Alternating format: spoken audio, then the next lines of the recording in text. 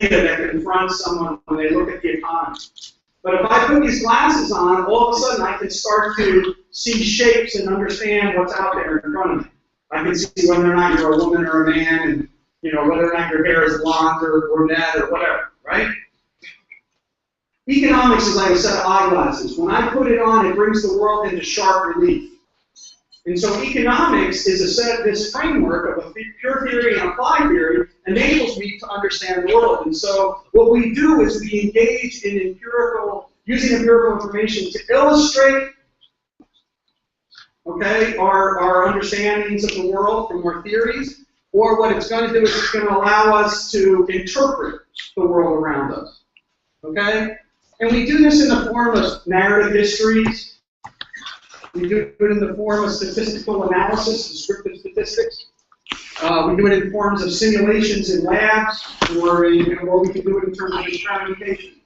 I'm going to make an argument for the unique realm of narrative history, that the purpose of theory is to do history. But there's all kinds of ways, and this is an avenue through which young scientists in the Austrian tradition can find a way into the conversation.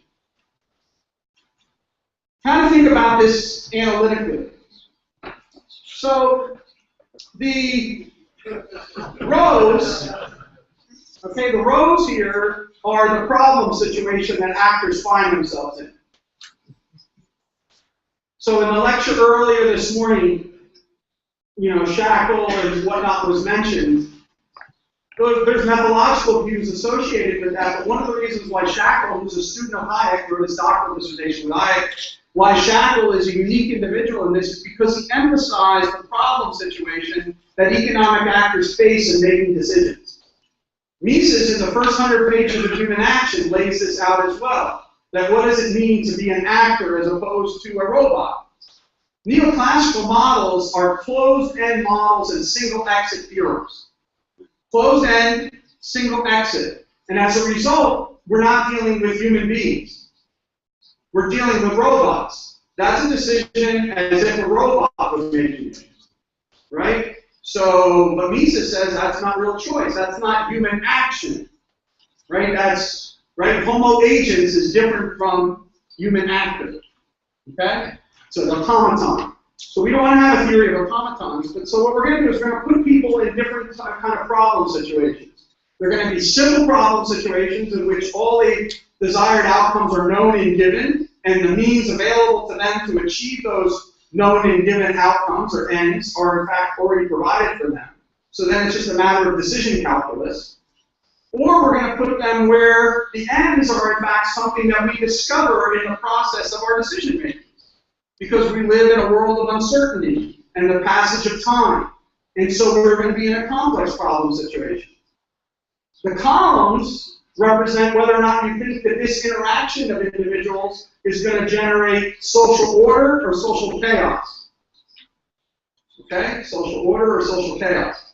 And so what you can see here is that even in simple problem situations, non-economists and Marxists think that you get chaos even in simple problem situations. You get exploitation, injustice. It's just the nature of the way men interact with men. Okay? On the other hand, neoclassical economics, if you're in that problem situation, you derive the theorems of general competitive equilibrium. Those give you simultaneously production efficiency, exchange efficiency, and product mix efficiency. Understand what the meaning of that is when you read your textbook. It tells you that God could not so order the world better than what the mechanisms of the market would generate. Right? It's an outcome which only a benevolent and omniscient God could generate. That's what the general competitive equilibrium, when you have the simultaneous achievement of those three. That only happens under a very simplified situation. Full and complete information, okay? No errors, right? No passage of time, right? Full and complete markets. So not only do you have full and complete information, you have to have full and complete markets, meaning perfect competition. Infinite numbers of buyers and sellers, right? This is all should remind you of your textbook.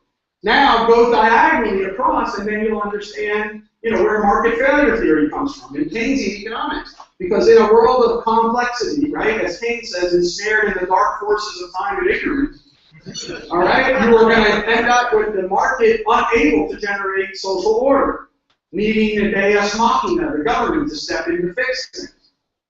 It's only the classical economists and the Austrian economists and what today we call new institutional economists that see that it's only because of the friction between the soles of my feet and this ground that I'm able to walk. Similarly, it's only because of the frictions that exist in a market that markets operate, that there's entrepreneurial profits, that there's constant demand for innovation. What is the great benefit of markets? They're constant innovation machines. Where do markets get stopped? When government shuts down innovation. What we need is permissionless innovation. Right? You don't have to ask anyone, can we come up with this new idea? In a free society, you just simply get a chance to try out your new idea. And then you might be wrong. In fact, most new ideas are in fact wrong. How do you find that out? Go back to Ilio's question about urbanization. You know how you find it out? You make a profit or you make a loss. You make a loss, you get weeded out of the market. No one can permanently make losses. Oh, sorry, yes they can. When government keeps bailing them out. Right? So, I always say to people, I'll talk about this tomorrow in the financial crisis, but, a free society is one in which, individuals are free and responsible individuals interacting in a market economy based on profit and loss. If what we do is we privatize profits and socialize losses, it's no surprise that people act, irresponsibly. Right? Welcome to the world of Goldman Sachs. Right? They think that, and by the way, moral hazard is not something that you do a survey of and say to the manager, hey, do you think you're going to get bailed out? It's the systematic incentives that they face, not the motivations of the manager. It's the incentives that they face in trying to do it. Their incentives are to be riskier because they pay the big reward.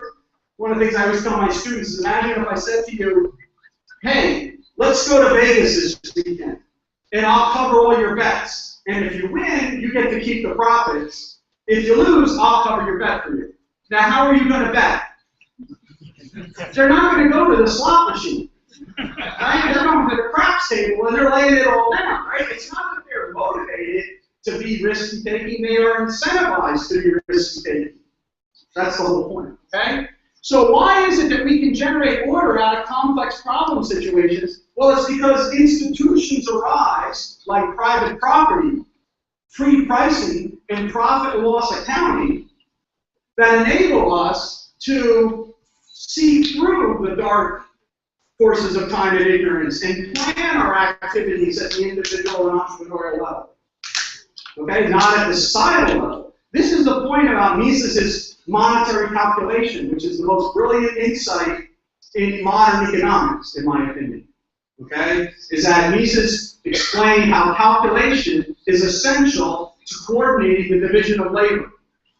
All right, that's critical. It's not just a problem with socialism. It's not just a problem with the monetary economy. It permeates his economic analysis, the ability to engage in economic calculation. Socialism can achieve economic calculation. Capitalism achieves economic calculation. As a result, capitalism can sort out from among the array of technologically feasible projects those which are economically rational from those that aren't. That's the critical idea. That's how you get the innovation machine, is that sorting mechanism, which can only happen in a system of private property, free pricing, and profit loss accounting. Okay? As I like to say, property provides us with incentives, prices provide us with innovation, prices provide us with incentives, and profit and loss provide us with innovation. So without the 3 P's, you can't get the 3 I's. What kind of society do you want to live in that has no incentives, bad information, and no innovation? Not a good one. Okay? That's one that's going to be stagnant. Here's another way to think about this more methodologically. So again, what happens in the rows here is thin description or thick descriptions. That's the way we talk about human rationality. Is it a thick notion of rationality, a thin notion of rationality? In Mises' hardcore, rationality is actually very thin. right? In fact, to Mises, you can't be irrational. He has a great passage in Theory and History where he says that if I'm a marksman and I pull my bow and arrow and I shoot against the wall and I miss the mark, I'm not irrational, I'm just a bad marksman.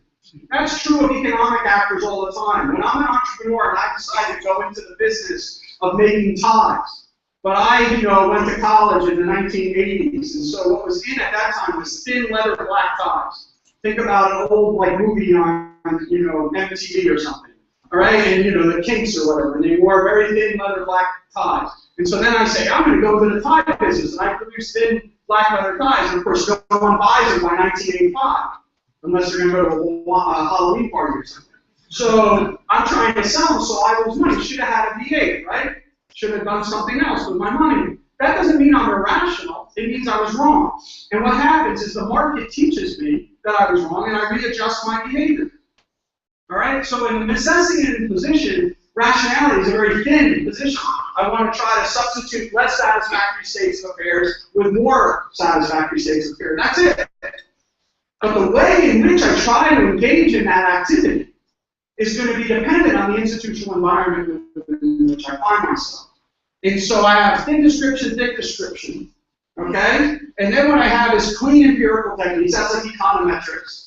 And then I have dirty empirical techniques, which is like narrative history, anthropology, and whatnot. And then we can divide up the social sciences here. All right? So economic, rational choice, and political science. It's like Chicago economics. Gary Becker is in this first sort of, all the way over here. All right? This is Gary Becker. Okay? So what he does is, he works out his thin sort of theories, and then he tests them with econometrics.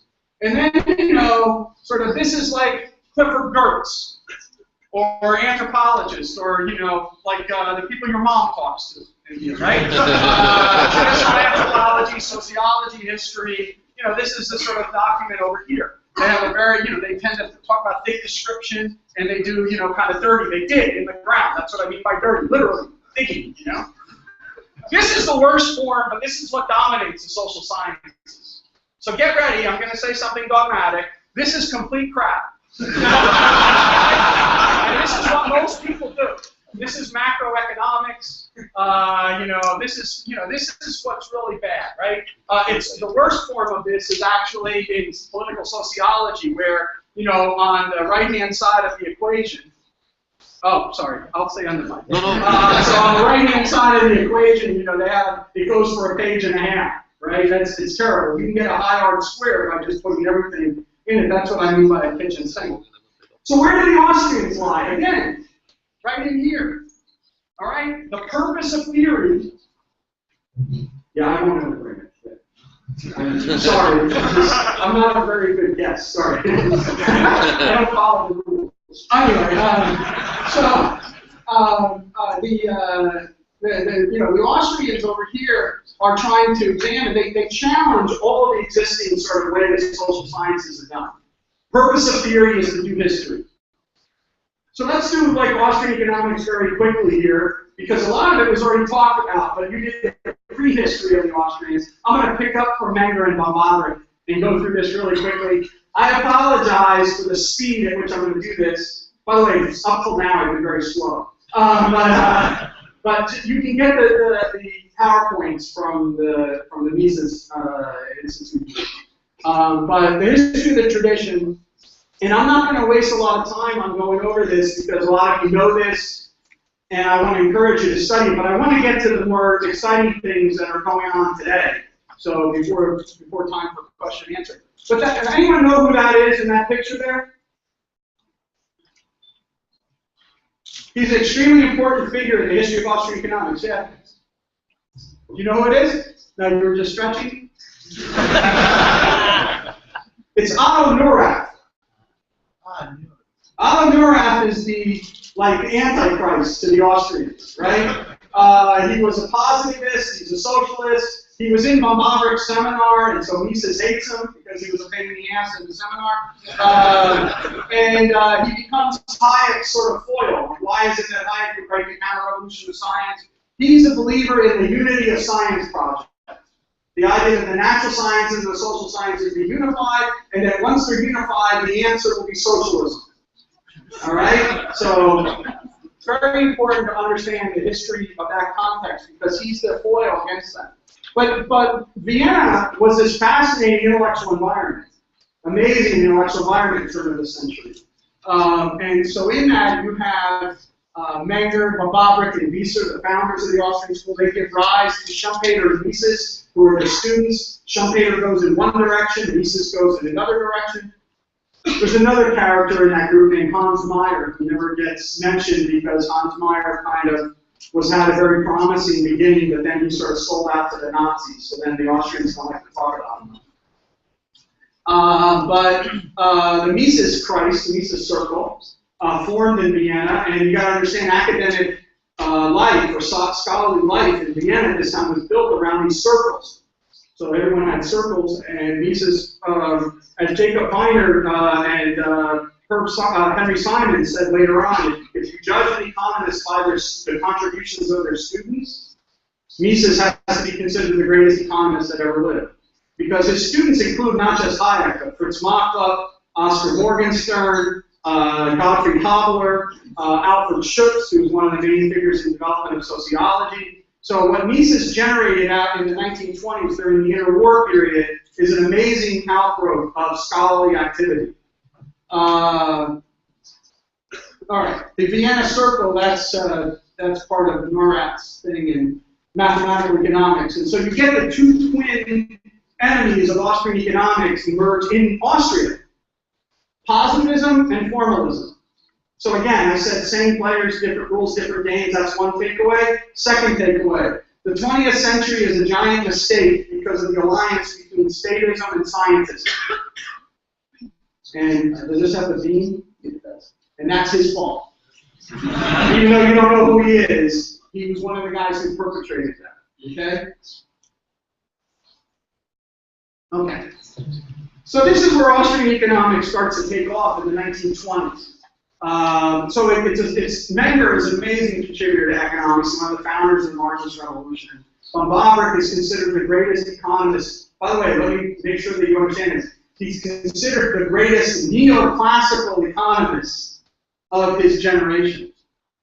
Neoclassical economics meant something different than what it meant post-World War II. But at that time, it meant that you thought of economics in terms of marginalism, okay, and subjectivism.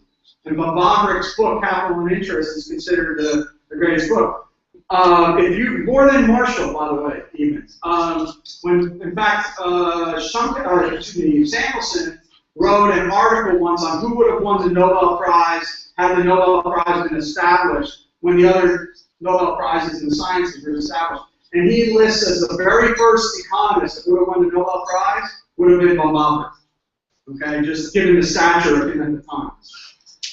So Hayek in the 20s goes to work at the Chamber of Commerce under Mises' direction, and they form the Austrian Institute of Business Cycle Research, which actually is kind of an empirical-oriented research center on business cycles and studying business cycles at the time. The two of them battle in the 1930s with both Keynes and market socialism, and they're at the core of those debates. And in the process of those debates, they learn about the maturing of their understanding of the market process perspective. And so the key point for modern thinkers is to look at the late 1940s and to see the twin projects of human action, 1949, and individualism and economic order, 1948, as a shared research program. So I know that in Portuguese, Mises' human action exists. I would encourage you very strongly to bring out Hayek's individualism and economic order. Use of knowledge in society, economics and knowledge, his 3 essays on the problem of socialist calculation. This is a very, very important book, and it's important to understand the Mises-Hayek research program. Now let me just step back for a second because the audience sometimes that outside of the United States, we confuse what goes on in the United States with intellectual debates. I would argue that most of the debates that you hear about internal to the United States between the different factions of Austrian economics are not really, when you push them down to the bottom line, there are subtle differences, don't get me wrong. But most of the debates are not about differences intellectually, they're about differences caught up in the context of the U.S. struggling for who's prestigious, who's not, and this kind of stuff. Do not import those debates. All right? To me, it doesn't matter whether or not we're Misesian or Hayekian or Rothbardian. What matters is whether or not you're using the ideas of Mises, Hayek, Kerzner, Rothbard in productive and fruitful ways. That's what it means to be a progressive research program. To me, the best way to read Mises is as a Hayekian, and the best way to read Hayek is as a Misesian. All right? So that's challenging because it's trying to say forget the differences between these two, even though there are differences, but instead focuses on their shared research program. Here's the history